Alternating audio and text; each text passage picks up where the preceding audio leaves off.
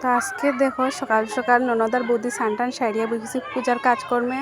তে বৌদি আর আমি মিললাম অমৃত নাড়ু বানাইতেছি। এদিকে পুরুত মশাই আই পড়ছেন, পূজা শুরু হয়ে গেছে।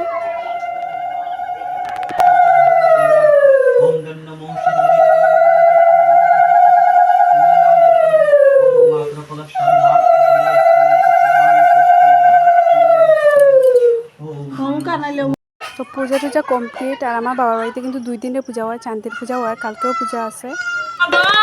মাসি কাকিমারা বই পড়তেছে।